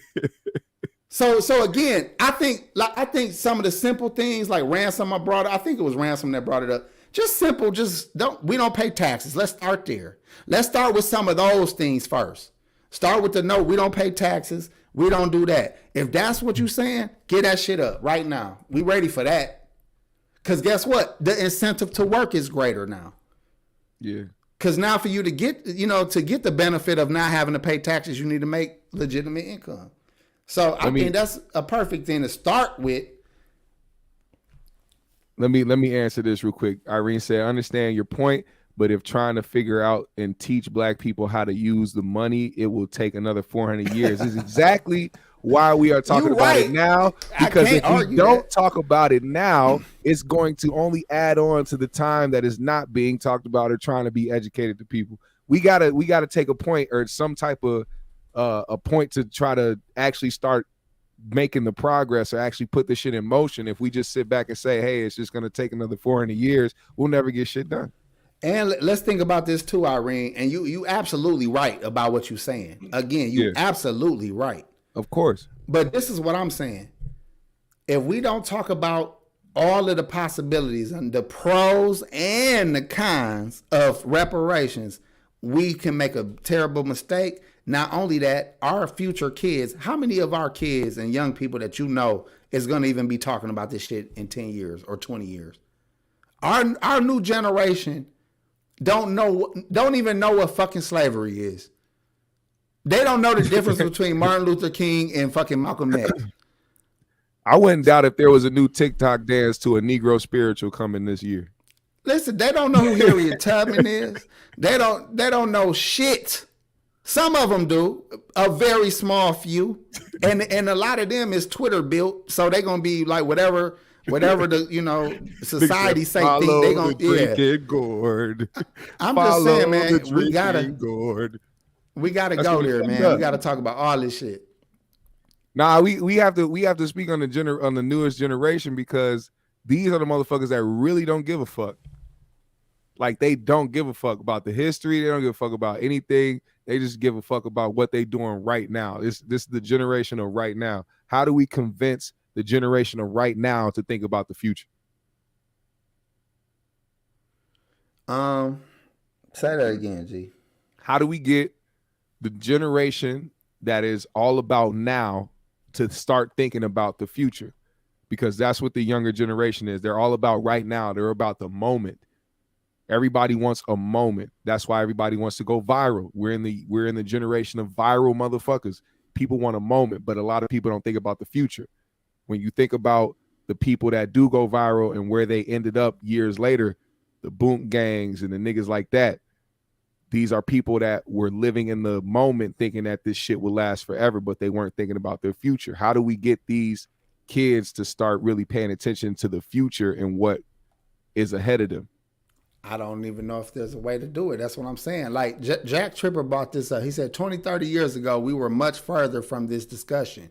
Yeah, because 20, 30 years ago, we was just getting on. Like, you know, what the civil rights movement and integration did in the late 60s and 70s started to open up the door for the 80s for people to have this, you know, large employment boom where a lot of black men can start working at some of these good jobs and good factories and having good pensions and shit like that. So by the 90s and the early 2000s, we had just only been living in just that portion of, you know, the American dream, so to speak, for 10 years.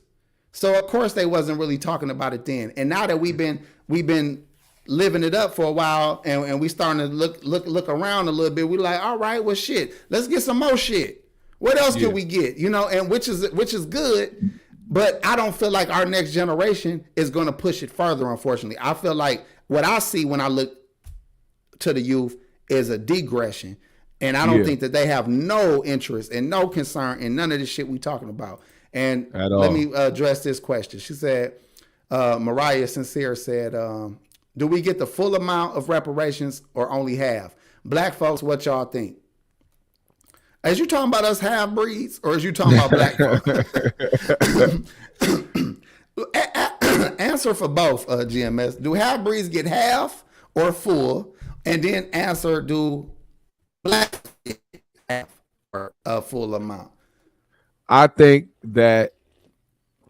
we all should get the full amount, half breed, black or not. I think that'll also bridge that gap between light skin and dark skin war. We all deserve it. We all should get it. I don't think there should be no split between that because, I mean, once you start breaking down fractions and percentages, then people going to start doing that with niggas that look like me. You know what I'm saying? You can do that with niggas that look like me just like you can do it with niggas that are half breed. So, look, I don't know what you think, Mariah. Hell, I'd be cool with half. I don't give a fuck because I don't need it. Damn, I want it. I deserve it. If y'all met my father, if y'all met my family, y'all would understand. He definitely is a product of that. Yeah. A dark-skinned man from Arkansas, born in the 40s, went to Vietnam. You think he didn't have the brunt of that life? They used to have to walk on the street if some white boys was on the fucking sidewalk. Nah, bro, imagine this is my running father, from not my great-grandfather. So you imagine that trauma is living alive and well in me. You understand? So I don't know, but I'll take it all or half. I don't give a fuck. I'm going to take care of my family regardless. We look at the Klan a certain way today, but imagine back in that time literally running from them niggas. Like those are the type of things you think about with some of our grandparents. And that's a misconception to think that everybody was running too. I mean that's not they used that's to not get what I knocked meant. The fuck off. But that's not what I meant. That's not what I meant. I want to be clear because trust me, I've heard the stories. I've heard a lot of stories, especially from my granddad himself. But I'm talking about just imagine that moment. You know what I'm saying? It's a different interaction. Them niggas ain't on that today. They definitely not on that today because them niggas will get popped immediately. Dude, white people was deadly afraid of going to a black town in the South, just like black folks, you know, that sundown shit. Niggas knew not to be where they weren't supposed to be, and white people knew not to be where they weren't supposed to be. But in a group or with the law, the law was probably the most scariest motherfuckers ever. They probably lynched and killed way more people than the quote unquote, well, they were Klan members in my opinion. But I'm saying the law killed more niggas than anybody. Hell yeah. Bianca says, so when do we become financially literate? Now I'm about to make a little point, and y'all can, and I know you got to go soon. So let me say this, right? Financially literate. What if everybody gets issued their quote unquote reparations? They get the tax benefits, they get the free schooling, they get a certain type of money to make them, you know, get a house or live better or land or something. So they get that off GP. But their cash amount, what if it's held in a trust until you pass a 6-week course on Black history, on financial literacy, and maybe a few other points that is just a requirement of education, that you're forced to take this course for them to release your financial funds to you. What y'all think about that? That's doing too much? I don't know. You just, I mean, it's really just, you thinking more so from like just structuring it the right way or what? Well, Binky brought up the point of financial literacy. I'm saying you got to force people to learn.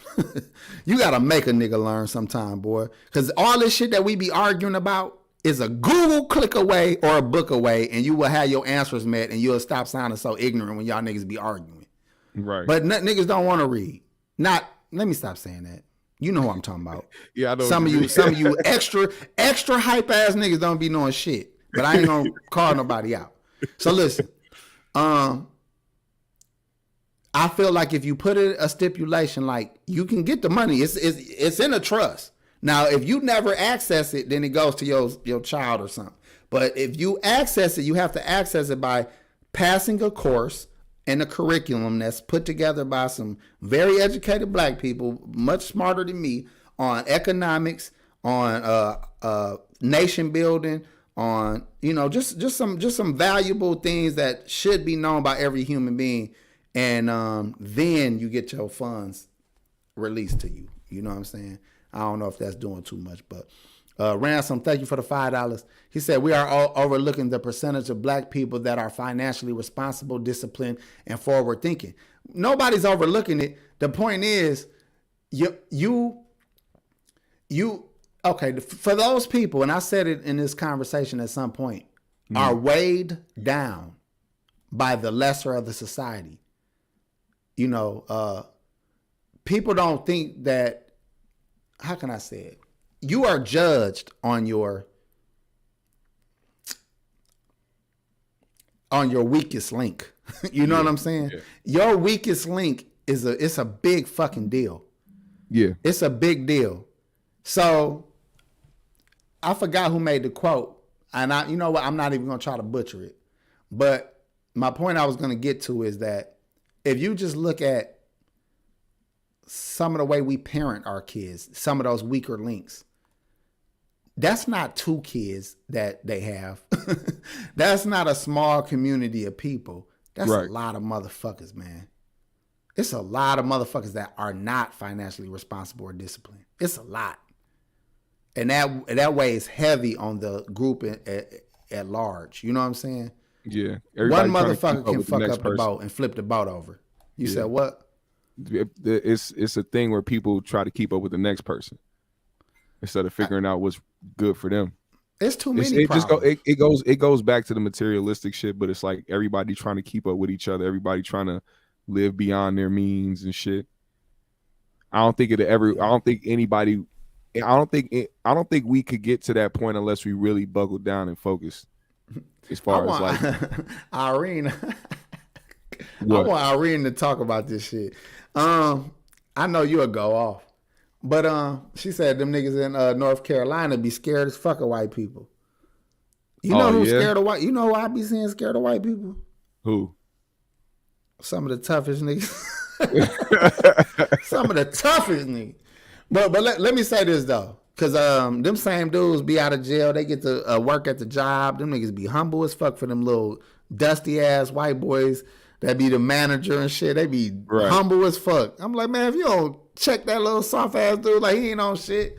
Like all he did was apply. You should have applied, nigga. You would have been the manager, nigga. It ain't no requirement, nigga. You got to be able to count to 30, nigga. You could have been a manager, nigga. So I'm just saying, man.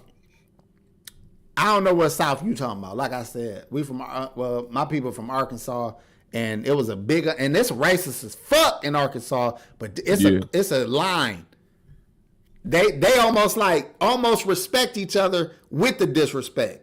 It's like racist white people in Arkansas and black people in Arkansas. They know each other. They be around each other. They might not even say nothing, or they might speak, but they had like a standstill, like don't get beside yourself, and they both like that. So I don't know. That's my experience. You got to go, GMS? Yeah, we can wrap it up in like 5 minutes. Oh, okay. Well, the shit we down. That's down at the time anyway. Shit. I was finna see if I could bring Binky on for this conversation, but we getting too close to the end for this conversation. But how about this, Binky? Join me on AP for Life. If you will, if you down. Mariah, if you still in the fucking show, you could join me on AP for Life at 10:15 my time, Central Time, if y'all down, because we could chop it up over there, but on a different subject. But all right, a couple more questions and we get the fuck up out of here.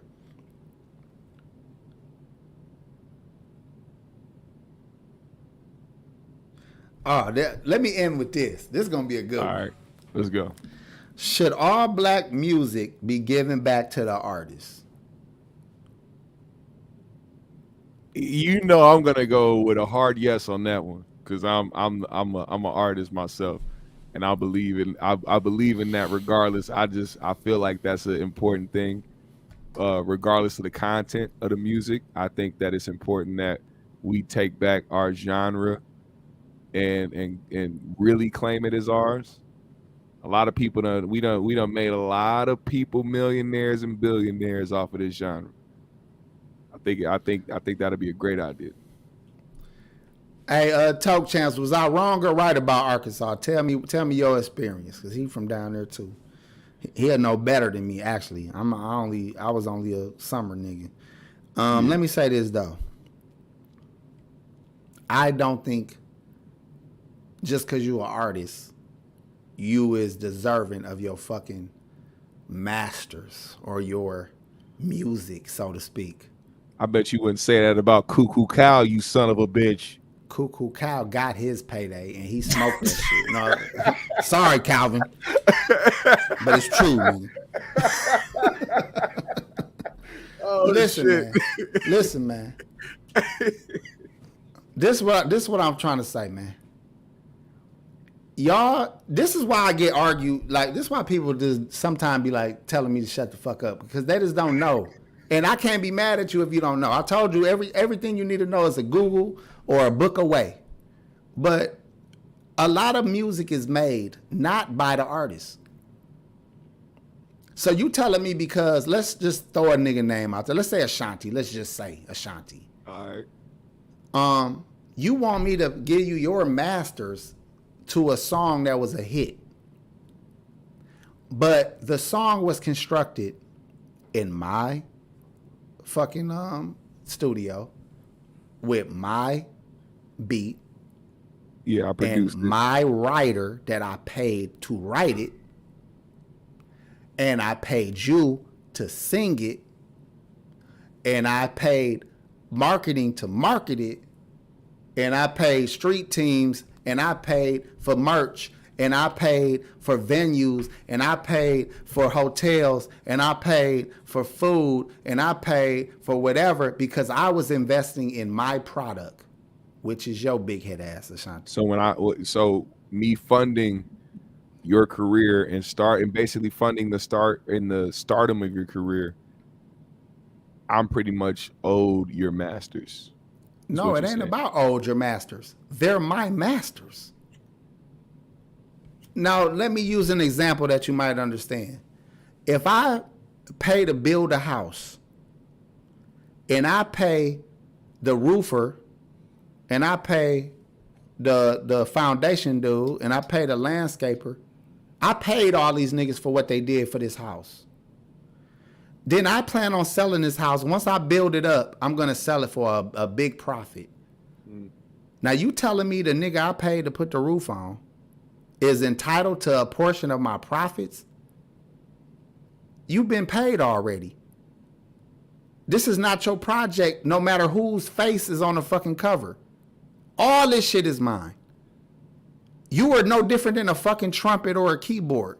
Contractually, you can't do shit about it. That's true. It ain't about fuck the contract. You would be robbing me if I gotta pay you because you got paid for your work, and now because you're the voice on there, you think you're supposed to perpetually get more than the percentage you agreed on? That ain't how it works. That sounds like a contractual agreement. Well, it is, but my point is they're arguing based on, come on, man, do right by me. I did, motherfucker. I paid you for doing the roof. He said, do right by me.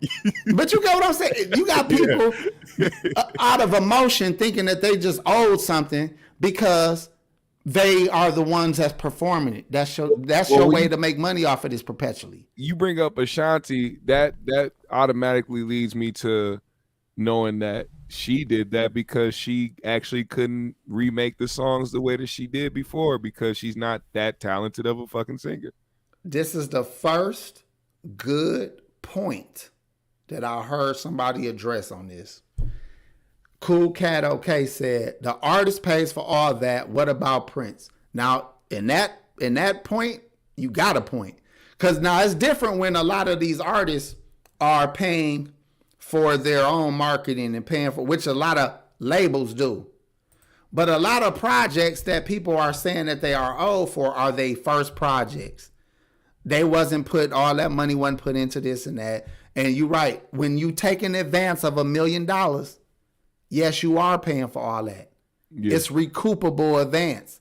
If you went in there and signed your deal and you said, I don't want no money, and then they paid for this and that and whatever, you ain't got no money, ain't coming from me. And then when they recoup their money back, it ain't millions and millions. Like they find a way to trick you. They pay you a $700,000 and then they make sure they bill you 150, like 1.5 million. Like that's them playing you. I'm talking about the initial project itself. If you put the money in yourself, that's all your bread. But if you got somebody else who decided to invest in you and use you as no different than paying a fucking model, I'm supposed to keep giving this model money. I paid you to market my shit. I also pay the keyboardists. So as how about instead of giving you the masters, I give it to the keyboardist. Or I give it to the DJ. You know what I'm saying? Like if niggas spend a lot of money on production too. But my point is, if the artist wants to take full credit of a song, it's ridiculous because so much went into this shit. That means all of y'all is entitled to the fucking masters then. Yeah. That now, if anything, we should split the shit in percentages. The perpetual, you know. I mean, you know, a lot of that comes from people not actually understanding their contracts because they only focused on getting what they're getting from the contract, aka the money that they do get, which is a problem. And people gotta, you know, pay more attention. I think that's been something that people have been talking about. Like the conversation of 360 deals have been more prominent when it comes to, you know, talking about artists and the culture and how they structure their deals and shit. You should be in some type of management or some shit when it comes to like artist or artist management or some shit like that, or like structuring deals for somebody. I want to stay in the house all day. You can stay in the house, nigga. Just structure some be deals on Zoom and shit. Bread. Be on Zoom in my drawers and my robe and shit. Like, look, man, he needs at least. We need at least 5, or we not going. There you go. Hey, look, Joe Blast said that's like an actor wanting credit for a movie that he didn't produce. Like I said, man, Chris Tucker got paid like $5-10K for Friday. Okay. Friday did good. They also paid a lot of money to get that shit produced, paid a lot of actors. One motherfucker don't make no show. Yeah. You know what I'm saying? So you don't get to just say, I got to pay you this and pay you that. You wasn't there when I was running my credit cards up trying to fund this shit, getting crowdfunding, getting loans out, putting my house up. And now I made a fucking project that went crazy and y'all acting like this is y'all shit. Whoever did that to me is the nigga who should get the masters. And he should be black. If he black, he black. I'm just saying, whoever did all that shit, put the fucking project together. If you just did the roof, shut your ass up. All right. That's all I got. But you got anything you want to add before you go, bro? Sorry for keeping you, man. No, you good. You gotta assert yourself better. I mean, I would have. I'm gonna tell you after this is over. But either way, what I do want to say is, once again, a dope episode by the 3G's. You already know. Shout out to Blackk G. You know what I'm saying? Show him some love, man. If you can, Binky, if you still here, throw up Pack's Cash App, man. It's also scrolling down below on the screen. If you want to see that right there, man, send the guy some love. Shout out to Packy. Go ahead and subscribe to the GMS show if you haven't already. Hit that like button. And also leave a comment under this video as soon as the live ends. I want to see at least 5 of y'all in the comment section when this is over, man. And not only that, if y'all don't agree, go in the comments and go off. You know what I'm saying? This is an open conversation. I know I be talking like it's the end all be all. That's because I'm geeked on my position. Y'all supposed to be just as adamant on y'all position. So bring that shit. You feel me? Maybe we'll revisit this again and we make sure we had the lines open. But we knew we was pressed for time, so I didn't want to go there. But let me not waste no more time so he can go get what he got to get done. Thank y'all for coming. It's the 100th episode. I hope it was worth it. Thanks everybody for showing love. We up out of here. Peace. Peace.